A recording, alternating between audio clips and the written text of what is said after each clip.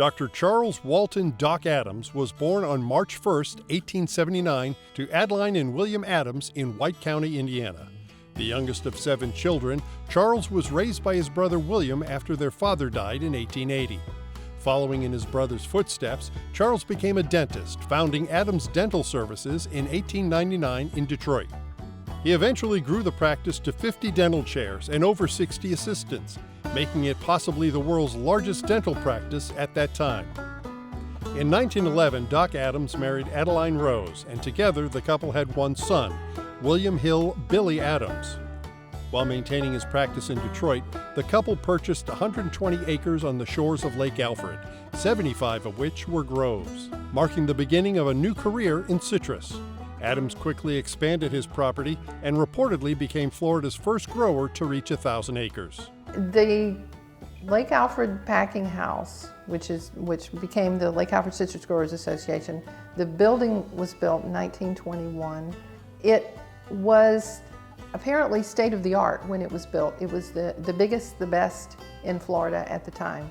It cost $100,000, which was the most expensive commercial building in Lake Alfred at that time. The flooring inside the packing house was made of asphalt bricks. This was a new idea, a new inventive idea for the comfort of the people who worked there, because they worked such long hours that apparently the thought was this asphalt brick was going to be more comfortable for standing for long periods of time. By 1927, that's when the Adams Packing Association was formed. That was with L.P. Kirkland and Mac Morrow, both of whom are Florida Citrus Hall of Fame members. It's clear to me that my grandfather had a Hall of Fame eye for talent and character and who he partnered with. His production manager was Bob Reynolds, who inducted into the Citrus Hall of Fame, for his own right. By 1924, Adams was leading the drive for growers to join the Lake Alfred division of the Florida Citrus Exchange. In 1925, he was one of the first to adopt the Haley Plan, a system developed by L.N. Haley of Clearwater, which marketed and shipped fruit directly to distribution points in major markets. Adams also served on the board of directors with 6 other growers in the new organization. The Adams Packing Association in Auburndale would become one of the largest and most modern packing houses of its time. He was one of the first to ship citrus directly to Europe, and in 1928, the packing house shipped approximately 60% of the citrus exported from Florida to Europe directly from Jacksonville. By 1930, Doc Adams had 1,200 acres of groves and was producing over 80,000 cartons of citrus. Adams really was Auburndale. I mean, without them, not much was going on. The people that worked there were almost exclusively from Auburndale. My dad went to work for them when I was 3 or 4 years old as a mechanic, and then worked his way up to shop foreman.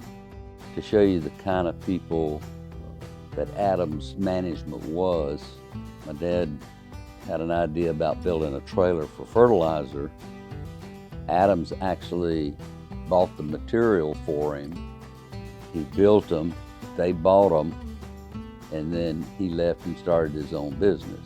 So that was the kind of thing that Adams did. Adams would say, if you'll take care of the company will take care of you, and I'll see to it. In 1934, Doc Adams and Charles Shinn formed Growers Fertilizer Cooperative in Lake Alfred to provide a reliable supply of quality fertilizer for their groves and the groves of others. The company would go on to supply fertilizer for citrus growers throughout the state for 85 years. In 1941, Adams Packing Association expanded beyond packing citrus. He got into the juice processing business, the grapefruit sectionizing business, and eventually concentrate business at Adams Packing. The Adams Packing Corporation and growing operations really became one of the first fully vertically integrated operations in the state. Eventually, the company would become one of Florida's top 5 largest citrus processing plants before being acquired by Royal Crown Cola in 1971. If you ask, what did he do? I think an easier question is, what didn't he do? I mean, he was a grower. He was a packer, he was a processor, he was a marketer. He did it all. And in each of those endeavors, he helped establish critical infrastructure for the industry to become the powerhouse that it became. And to think that he did it when we didn't have the technology we have today is remarkable. During these years of commuting between Detroit and Lake Alfred, Doc Adams developed an interest in aviation, a mode of transportation still in its infancy.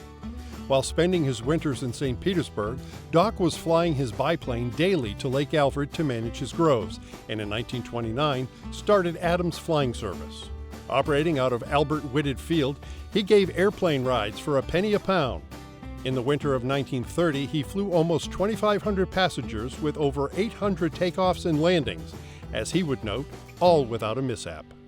He was an advocate of air travel way back 100 years ago. He was in negotiations with the airport in St. Petersburg to create Adams Flying Service, which would have been the first commercial service in St. Petersburg. There's some great newspaper reports of him traveling back and forth from Detroit down to either St. Pete or Lake Alfred. And I remember one of the newspaper reports talked about how he really wished that all the towns had big billboards and signs you could see from the air that told you what town it was, because the aviation charts weren't quite there yet. So I guess it was kind of hard to find the way down to Central Florida. Following a divorce from Adeline, Charles married Emmy Reynolds on June 12, 1932. The sister of Doc's Grove manager Bob Reynolds, Emmy was the principal of Coffee Pot Elementary School in St. Petersburg. Maintaining homes in both Detroit and Lake Alfred, the couple would give birth to 2 children, Charles Walton Wally Adams Jr. in 1933 and Mary Reynolds Adams in 1935. An active member in his community, he was an officer of the American National Bank, Rear Commodore of the Auburndale Yacht Club, a member of the Auburndale Masonic Lodge, the Egypt Temple Shrine in Tampa, and the Scottish Rite of Freemasonry in Tampa. In 1942, he built a new home overlooking Lake Alfred, where he and Emmy frequently entertained friends and family until his death on March 15, 1945. Today, the property is known as Adams Estate and is still in use as a wedding and special events venue. It's very important to our family that we respect and acknowledge our citrus history here. The house that we're sitting in right now, my grandparents built in 1942, and it's in the middle of an orange grove. And now it's a wedding venue, of all things. I always mention during tours when prospective brides are coming that all of this used to be citrus. And every accommodations, all of the cottages that we've built for people to stay in have citrus artwork in them. I tell people I'm drinking from a well that I didn't dig, and it's very important to our whole family that we acknowledge that and respect that history. Dr. Charles W. Adams was a leader in his field who made an impact on the citrus industry with progressive ideas for its growth. He played an important role in building and operating a significant portion of the packing, processing, and marketing infrastructure that enabled citrus to grow into the major industry it became, all during a critical period for Florida's citrus industry, and a remarkable accomplishment considering the immense challenges of World War I, the Great Depression, and World War II. One of the Florida citrus industry's true pioneers, his impact continued to be felt as others carried on his work, with 5 men affiliated with Adams businesses preceding Doc into the Florida Citrus Hall of Fame.